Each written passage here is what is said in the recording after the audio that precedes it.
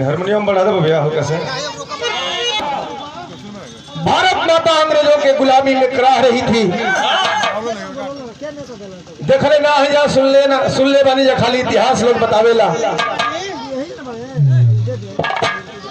मुरंदर गड़बड़ा जाई कुल बोले एक लाइन बिरहा में गीत बाबू है गीत कौन गीत।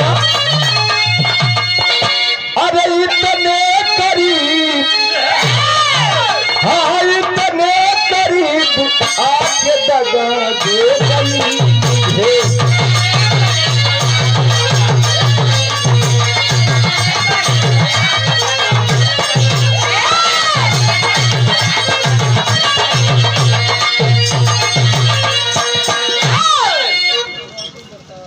किसी शायर ने लिखा है कि तुझ में हुरू कुसूर रहते हैं अपने माना जरूर रहते हैं। ज्योति जी क्या गुरुदेव अपने और फसौले रहो। किसी शायर ने लिखा है कि तुझ में हुरू कुसूर रहते हैं हमने माना जरूर रहते हैं। मेरे दिल का तलाश कर जन्नत मेरे दिल में हुजूर रहते हैं। किसरा उठी किसरा झुकी नजरों का कारीना देखेंगे। अनवार का बारिश देखेंगे रहमत का खजीना देखेंगे। गुलचे की तरह खिल जाएगा दिल जिस वक्त मदीना देखे। वाह वाह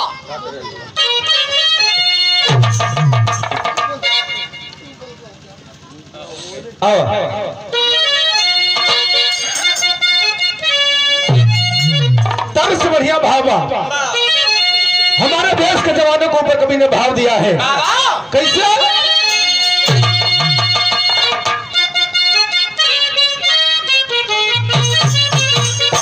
अरे पीरों की सजी पीर ताया खोलने की हारा।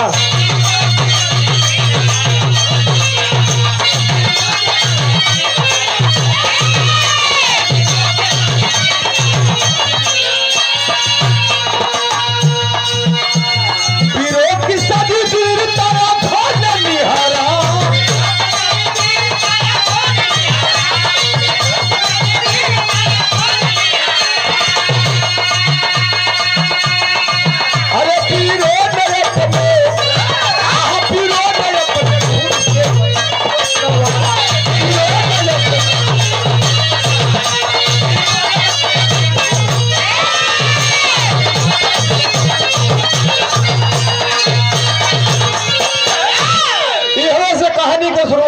बिरहा कहाँ के बाद कहानी कहाँ के बाद जैसे शीशा में मुंह लौकेला वैसे ही हमार कहानी बिरहा का साफ साफ झलकी। बजरंग भीम की नगरी गर्दिश में भारत माता जंजीर में फंस गए।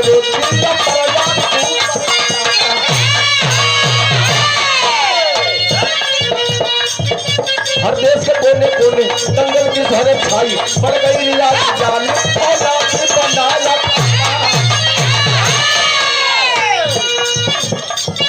बलिया भदाओ चकरा के अब थे भवानी बंसी बेटी सीतारा से खड़िया खोलते रहे दुलारे। तने बात के समझ ली। यही बागी बलिया में एक छोटा सा गांव पड़ता है बाबू जो ना गौवा का नाम बा भदाओ चकरा गांव। जहां का रहे वाला भवानी जी के मालिक दो संतान देले बड़न। एगो बेटा एगो बेटिया। बेटवा का नाम बा शेखर और बिटिया का नाम बस सितारा हो बाबू। आज अंग्रेजी हुकूमत में अंग्रेजी शासन में भवानी अपना दोनों बेटवा बेटियन का परवरिश रखन का पवत लेके पंजाब चल गई। पंजाब में वो भटिंडा जिला बा।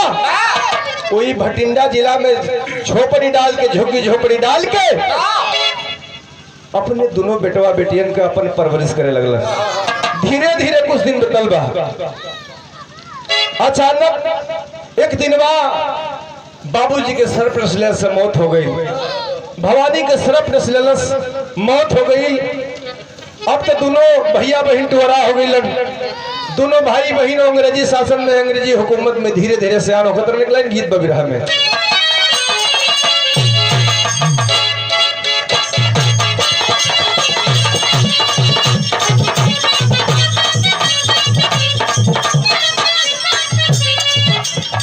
मास्टर भैया गीत का इशारा कर रस बड़न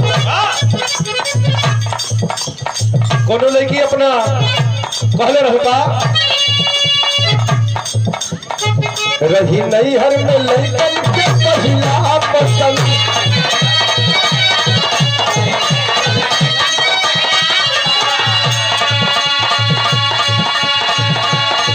यदि छोड़ी न जाई पराई प्यारी बन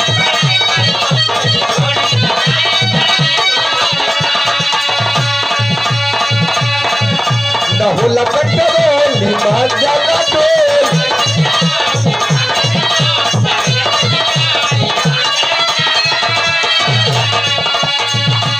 अरे देखत ही मन के भारे अरे देखत ही करम के भारे तसलिया ले ले या कलम को नजरिया डाला दे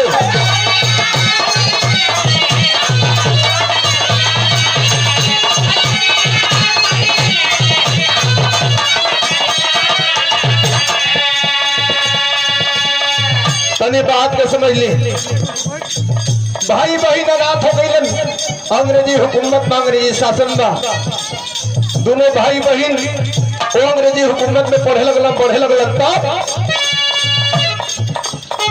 बहनी अपना पीरन के सवारे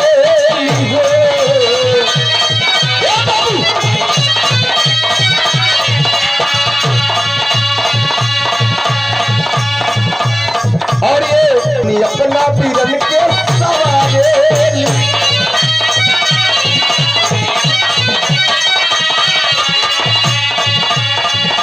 माई बाबू ले बसियो तुलारे हो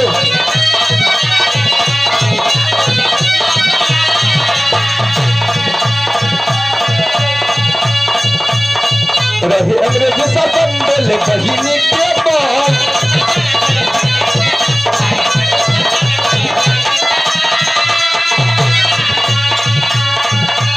अंग्रेजी शासन बोले बहिनी के मन अरे चक्का अंग्रेजी के सताना अरे चक्का अंग्रेजी के सताना भैया हम पाला बनवा सालवा बाटे राजी सालवा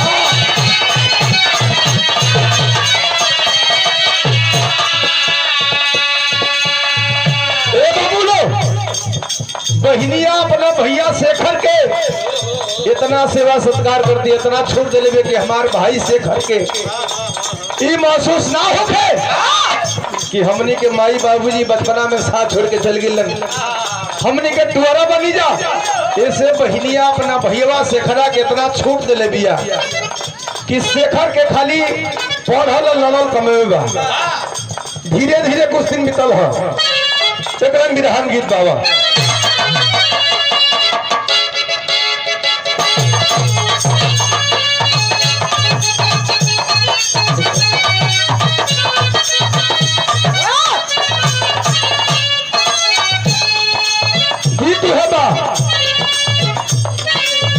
कोनो लड़का कोनो लड़की से कहता मानो तनी की तो के भगवान खूबसूरत बनैले बड़ा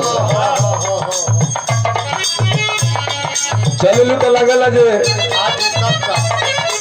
दूर उड़ी आवत चललू लड़का कहे लड़किया से का कहे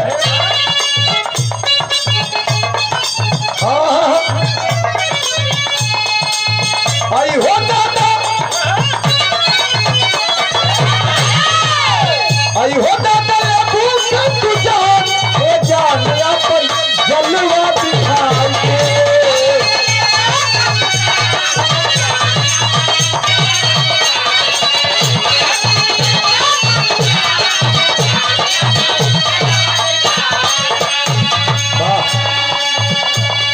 बिरहा की बात देखी उस समय दिल्ली के स्टेडियम में बहुत बड़ा कुश्ती दंगल का आयोजन रखा गया था साथियों।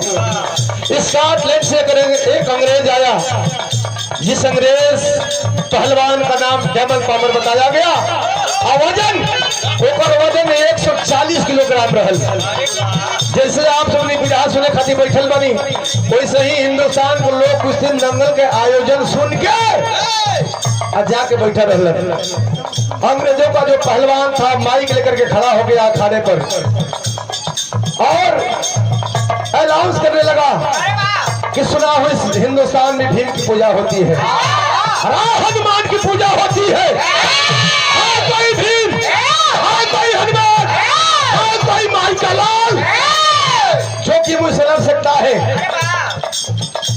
बतावल गई कि शेखर पहलवान कभी उठान रहल हरे रंग भैया अभी रियाज मारत रहलन जंघिया निवटा घरे रख दे रहल खाली देखे खातिर। अंग्रेजवा ऐलान करे लगल, ऐलान के लस्का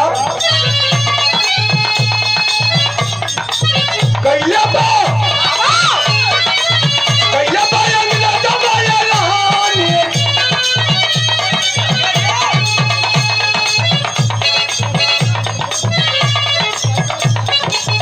ना कटवा ना हम जानते लेकिन ढेर तेज बता बोले में जो असुविधा होता हमरा के हम कई तो करब आदमी के समझ में ना आए तो मतलब का होगा। हां कैसे कैले अंदर जवाब पायला कैले अंदर जवाब पायला जवान केहू छोड़ जमाले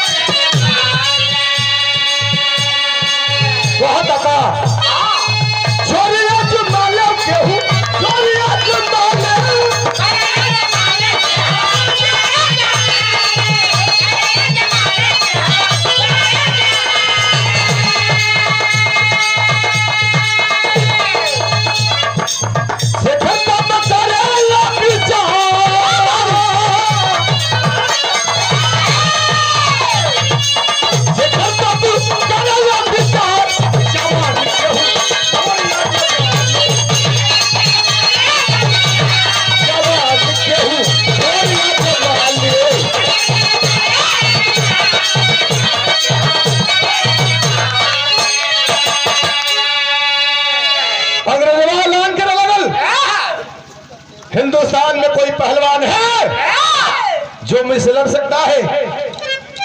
चुप्पी साध लेलन हिंदुस्तान के लोग जहे बैठल बतावे शांत हो गए।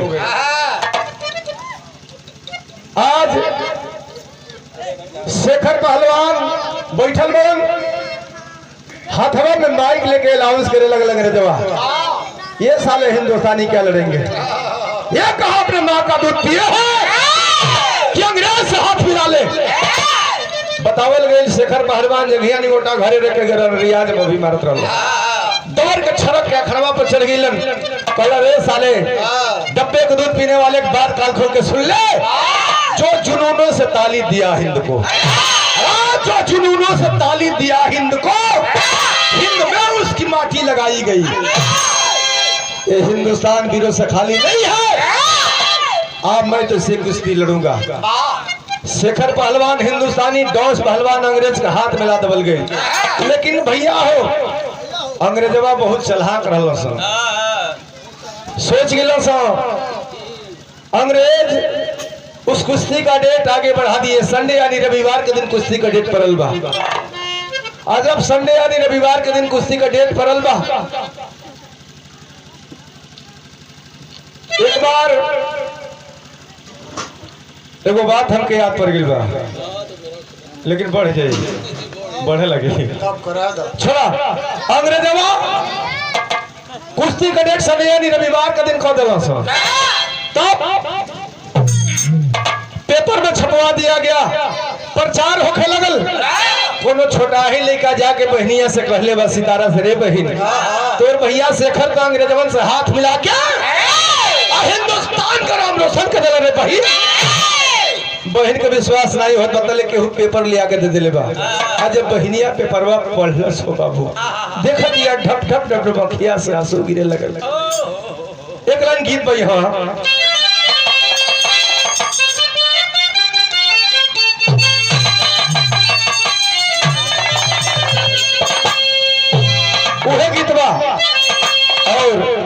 मनोज भैया के सुपुत्री है साक्षी हमारे मनोज भाई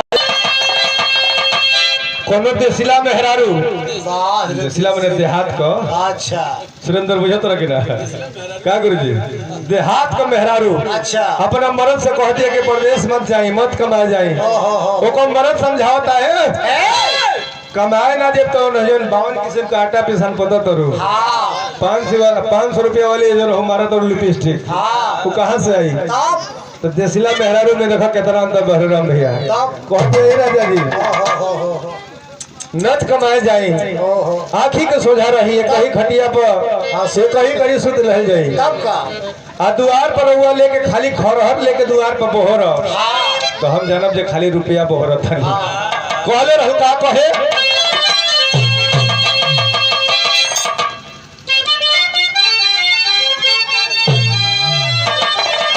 कहे कि जवन जवन कहबो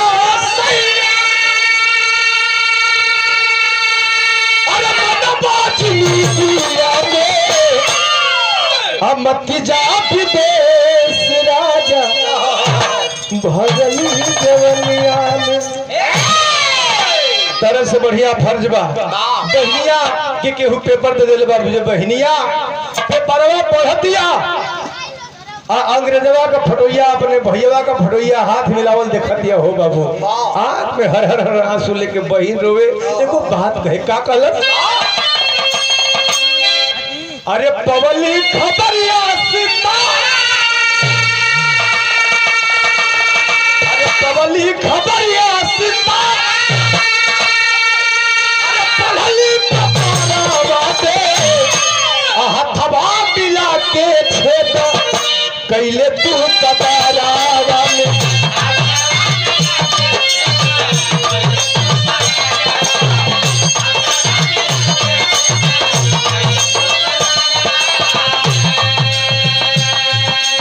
पेपर पढ़ दिया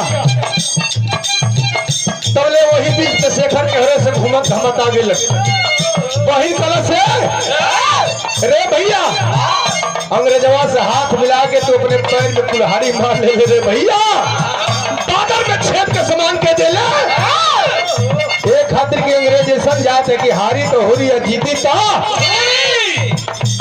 अंग्रेजवा अगर तो कुश्ती दंगल जीत जीवे तो के ना जीते दी हसन बहनिया समझा दिया कह दिया का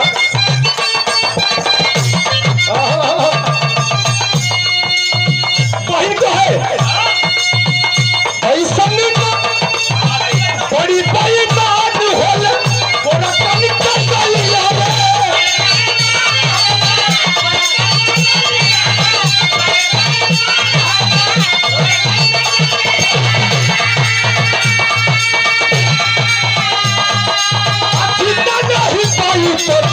मारी तेरी गोलियां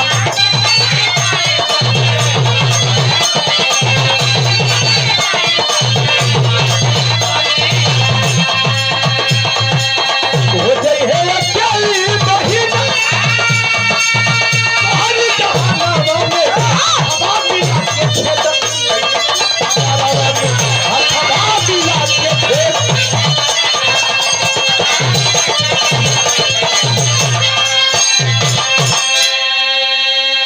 बहनिया समझावतिया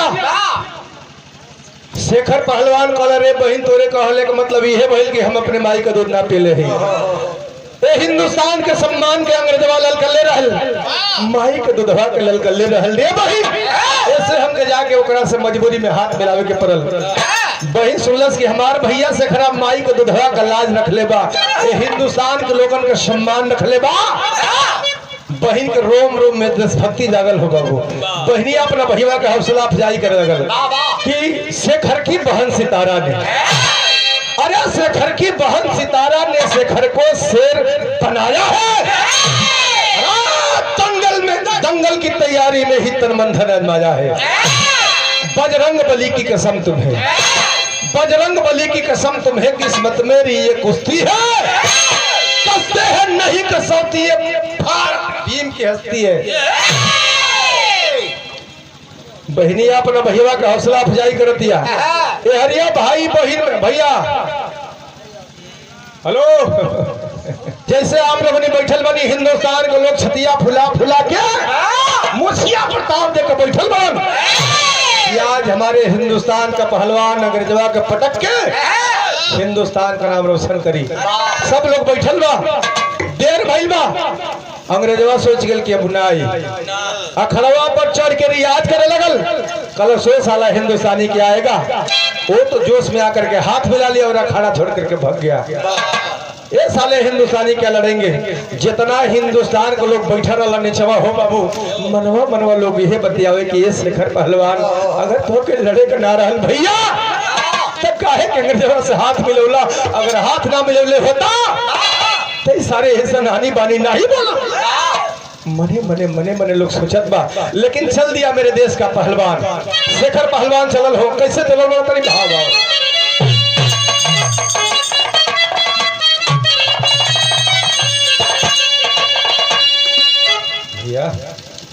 हाँ कैसे भाबा कहल बा कि वो मेहरारूए का ज्योति जना में छाव नहीं खे, कलाकार का जना में भाव नहीं खे। शेखर पहलवान चलल हो धीरज के यहाँ खाटी भाव है, कोना भाव में चल रहा।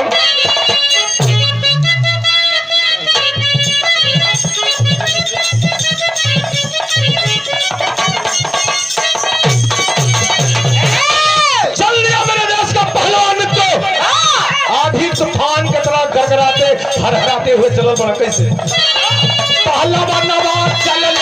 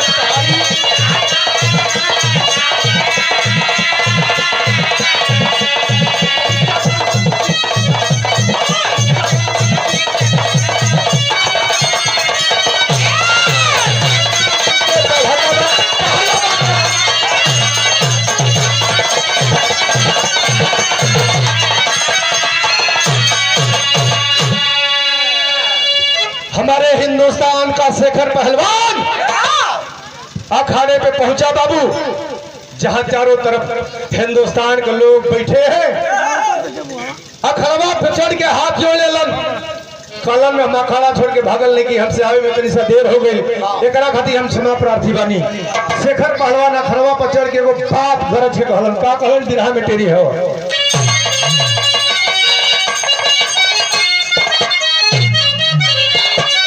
अरे झंडा न हमारे देश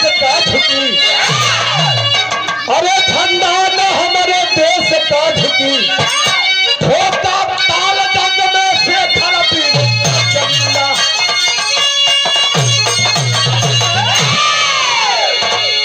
ठोका ताल जंग में शेखर वीर प्रचंडा, झंडा न हमारे देश के झुकी।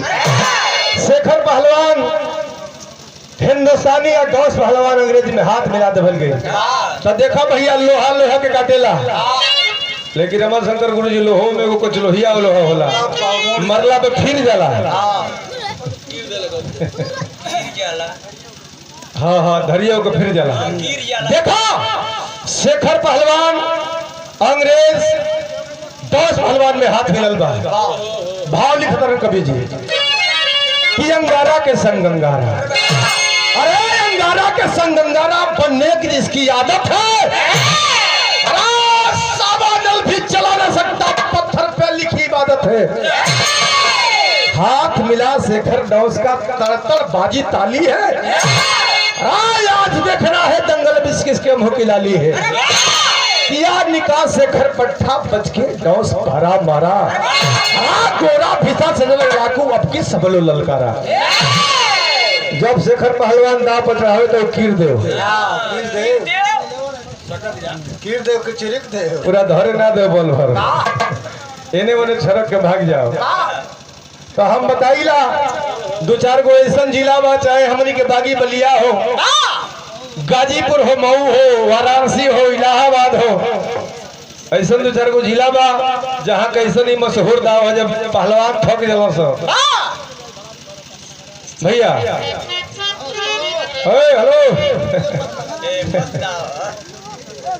हेलो चंदन भैया, जब पहलवान थक जाला तो वही दाव का प्रयोग कर लड़का हटाओ हटाओ। अरे काला जंग लगा के शेखर, अरे काला जंग लगा के शेखर ऊपर चाप चढ़ाया है, चाप के चरखा नचा के पटका कुश्ती खाया है, पटक के चित कर दिला। हिंदुस्तान की जनता हाथों हाथ ताली उठा लेती है। शाबाश मेरे देश का पहलवान, आज तुमने देश का नाम रोशन कर दिया। ए बाबू हिंदुस्तान को लोग झूम गए, लेकिन अंग्रेजवा बेईमानी करत रसन। अंग्रेज बेईमानी कर दिए। का बेईमानी कैलन? अंग्रेजों का जो रेफरी था इशारा करता है पहलवान यह कुश्ती नहीं मानी जाएगी। क्यों? क्योंकि पहलवान की टांगे तो अखाड़े से पार थी। अंग्रेजवा बेईमानी कैलन। का बेईमानी कैलन? मारे कैलन गीत बा।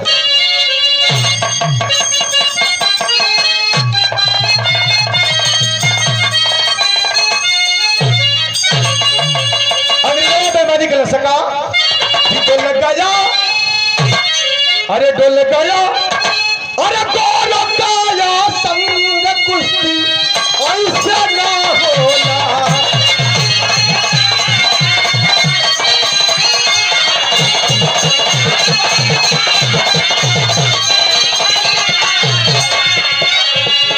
अरे डोल गया, डोल गया संग कुश्ती ऐसे ना होला, कुश्ती ऐसे ना होला।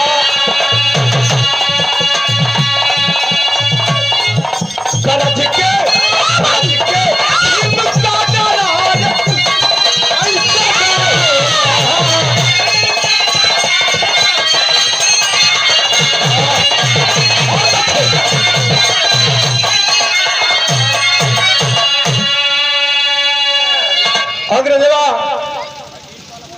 अंग्रेजों का जो रेफरी था बिसिल को नहीं बजाया, आवाज अरे पहलवान रा हिंदुस्तानी यह कुश्ती नहीं मानी जाएगी। और हाँ अगर तू सचमुच हिंदुस्तानी है, अगर माँ का दूध पिया है तो अखाड़े को पहलवान को अखाड़े के बीच पटक के दिखा दो, जरा हम भी देखे हिंदुस्तानियों में कितना दम होता है। बताया गया साथियों कवि का खोज है शेखर पहलवान, डू और डाई करो या मरो, एक ही ऑप्शन है शेखर पहलवान के सामने का। अरे लगा दो की पार्टी जो होगा जाएगा।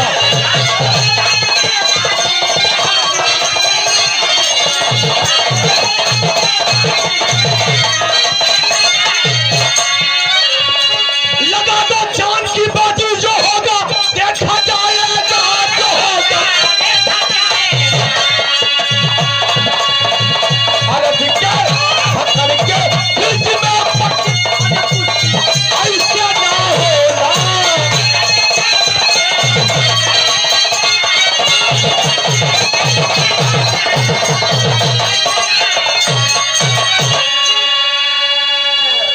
शेखर पहलवान वही डॉस पहलवान अंग्रेज के दोबारा वही अखाड़े में कुश्ती होके लगल, दोबारा पटक के और छतिया पर चढ़ गिलन, खान के एक फाट दे दहलन, छतिया ममवा लगल हुलुक हुलुक खून फेंके।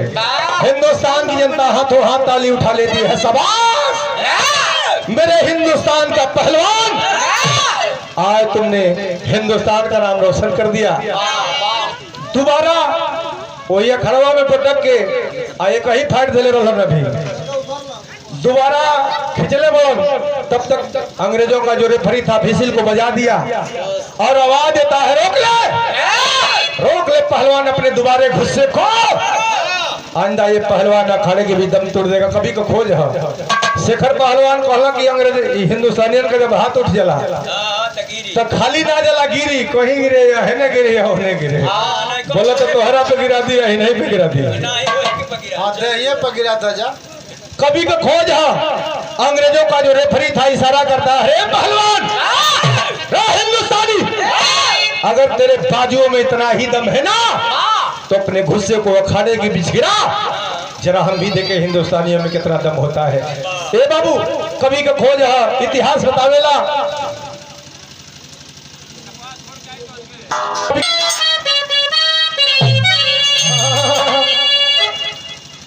कैसे? अरे पहलवा नवा कैसे?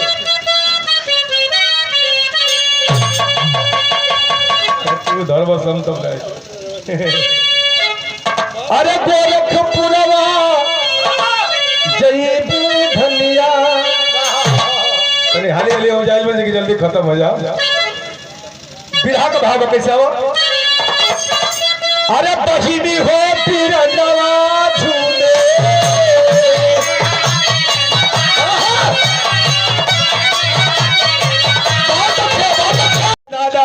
आधा आधा है। हिंदुस्तान के बाद जाके अंग्रेजन से कहिला, अंग्रेजन के बाद मन कर लगता है हिंदुस्तान के लोगों से कहिला न तो हो ना कहिला। बहन सुनती है, रोम रोम खड़ा हो गया बाबू। कहलस बहनी है ए सैया, हम एगो देश के भक्त के बहिन नहीं, हम अपना देश के साथी कबो धोखा ना कर सकिनी। आखिर काहे धोखा करेला तो सभा के साथे हो सैया, यही खातिर तो धोखा करेला कि अंग्रेजवा तो के पैसा देला स। एगो काम करता ना हो सैया, सितारा रो रो के अपना सैया के समझावतिया। कैसे समझावतिया? वाह प्यार से प्यार से प्यार से।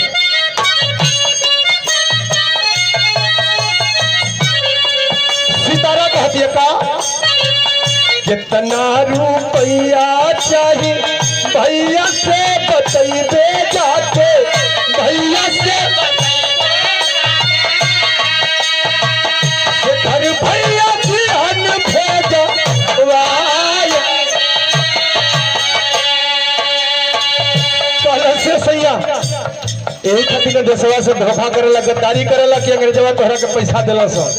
हमरा भैया के लगे तो पैसा लेके हो सैया, लेकिन हम अपना भैया से कह के तोहके पैसा देवावी, लेकिन देश के साथे धोखा मत कर, गद्दारी मत कर। ना तो हमार भैया जब अखाड़ा पर चढ़ल कुश्ती दंगल, जब जीत के नीचवा अपन गमछवा लेके लोगन में पंच में घूम देला, केहू 10 रुपया, केहू 500 रुपया, केहू 50 रुपया, केहू 100 रुपया दे के हमरा भैया के गमछवा लोग भर दिलन। अपना भैया से कही के पैसा तोहके देवाई भोसिया। कहे का कितना रुपया चाहिए भैया से बतैबे जाके, भैया से घर भैया बिहन भेजवाए। कुल के कलंकी पूरा कही हिंदुस्तान सैया, कही लागी कलंका बड़ी यार।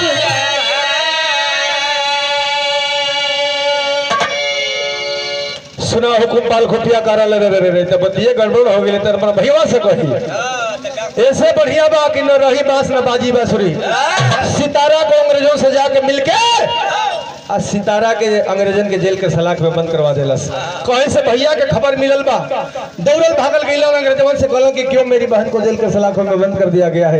अंग्रेज कहा शेखर पहलवान हम तुम्हारी बहन को आजाद कर देंगे, एक छोटी सी शर्त है।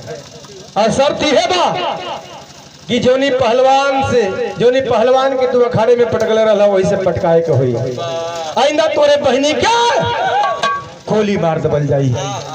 पहलवान भैया सुनत रन पैर के जमीन खिसके लगल, सोचे लगल कि का करी। एक ओर जाइला तो जल बा, ओनिया डूब के मर जाई, दूसरी ओर जाइला तो दलदल बनिया धस धस के मर जाई। यानी अपने देश वाली की करी कि अपने बहन की रक्षा करी। वो पहलवान से वही अखड़वा में पटका दे तो जो हिंदुस्तान के लोग छतिया फुला के मछिया प्रताप दे के आई रहलन, हिंदुस्तान के लोगन का सर नीचा हो जाई। अगर वो पटक जाई तो अंग्रेजवा हमरे बहन के गोली मार दी। दो ही ऑप्शन है। शेखर पहलवान सोच अल्लाह का लाइन बाबा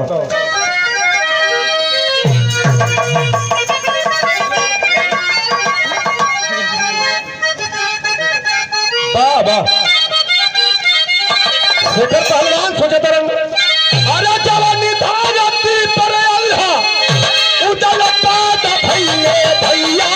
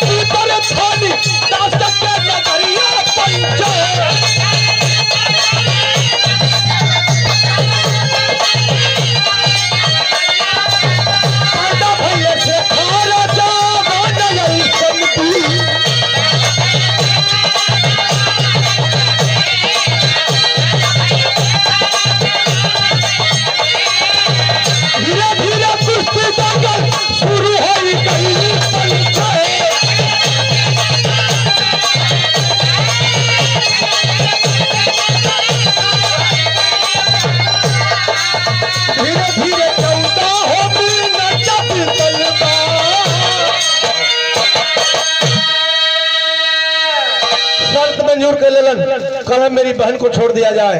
बहन को छोड़ा के पहलवान भैया लेके चले लन, लेकिन बहन के पता नहीं कि हमार भैया कोनो वादा करके हमके जेल से छुड़ा के लेके आइल बा।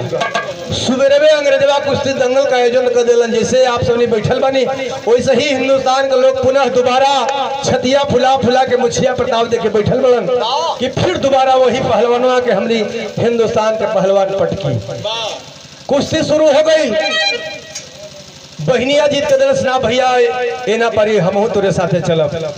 पहलवान भैया कहला वहाँ मर्दन को कुश्ती दंगल होला, तुम मेहरारू जात जाके का करबो। जीत कर देती है बहन, आगे आगे पहलवान भैया, पीछे पीछे बहन। कुश्ती दंगल शुरू हो गई। अंग्रेज पहलवान हिंदुस्तानी पहलवान में धीरे धीरे 14 मिनट बीत गई। शेखर पहलवान जब दाव पर चढ़ावस, शेखर पहलवान जब पहलवानवा के दाव पर चढ़ावस तबले अंग्रेजवा रिवाल्वर दिखा दे।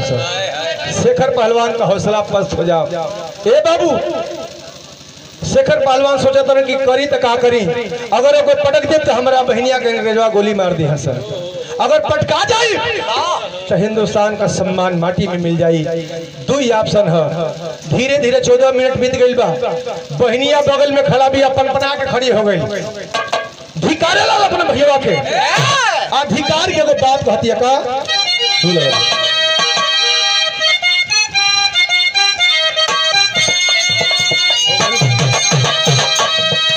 कि अरे कार्य सखरा कैसन भैया नहरा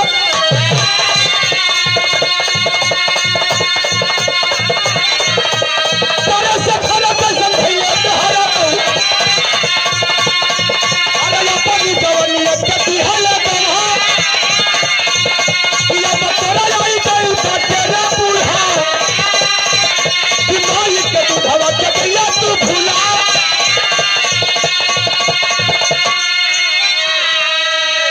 बहनिया तंतमा के खड़े हो गए। कारे भैया तूने पहलवानवा के तू 2 मिनट में पटकले रहले, उहे पहलवानवा आज तो से 14 मिनट लड़ गई बा। का बात बा आज का हो गई बा? आज हिंदुस्तान के सम्मान भुला गिले कि अपना माई के दूधवा के कर्जा भुला गिले कि कोई बुढ़ौती आ गई बा कि अपने जवानी के कहीं जाके रंडी बाजी कह देले रे भैया, अपन जवानी कहीं बिता देले। शेखर पहलवान सुनला रोम रोम खड़ा हो गल हो बाबू। तब तक एगो अंग्रेजवा का नजर पड़ल बकरे तो धोखा करी का लगता है। लगा था ना पटकाई तबले एगो अंग्रेज को नजर कहाँ पड़ल बा सितारा पर, चलो सो इसका मेन स्विच तो यहाँ से है। तुरंत रिवॉल्वर उठा करके ठाए ठाए गोली सितारा के सीने में उतार देता है। सितारा के दाहिने छाती में वो गोली लगती है बाबू, जमीन पर धराशायी हो जाती है। पहलवान भैया ने जब हालात के देखलन है तो वही अखाड़ा रणभूमि बन गया, एकदम आग बबूला हो गई। पटक के अखाड़ा में कैलन है आखिरी लाइन है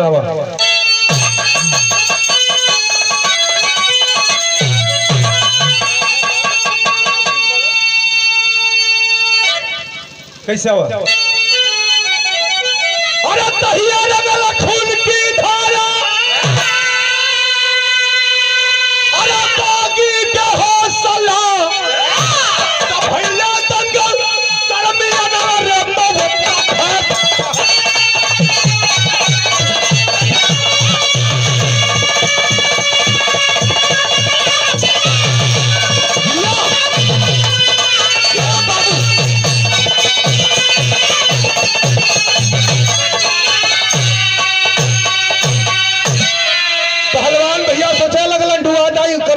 मरे, जब हमार बहनिए ना रहल तो हम जी के का करब।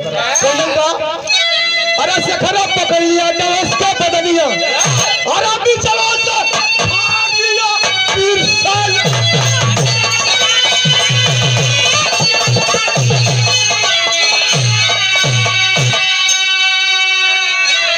अरे तबले लागल गोली, सखरे बागी हौसला, तो भैया दंगल फैसला।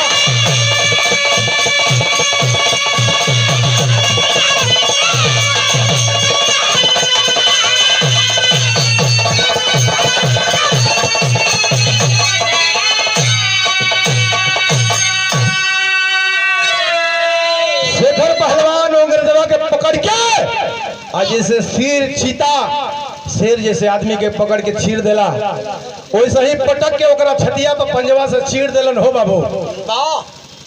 हंगामा हो गया साथियों, बताया गया कि वह निहत्था हमारे हिंदुस्तान का शेखर पहलवान अकेले 15 अंग्रेजों को मौत की घाट उतारे थे। तब तक एक अंग्रेज रिवॉल्वर की गोली चला देता है और वह गोली सनसनाती दंदनाती हुई हमारे पहलवान भैया के दाहिने जंघे को छूम जाती है और सदा सदा के लिए शहीद हो गए। इस हिंदुस्तान के लिए तब बहन हो के तैसन, भाई हो के तैसन, जो इस हिंदुस्तान के लिए अपने आप को शहीद कर दिए। आखिरी लाइन हवा यही सब बताइए कभी जी की वीर कबो कबो मरेला कबो कबो पैदा होला, होगा तो सारे रोज पैदा होला रोज मरेला। आवा गुरु गणेश गुरु रामलाल पीरों की अमर कथाएं, अरे जियो तो जियो चंद्रिका।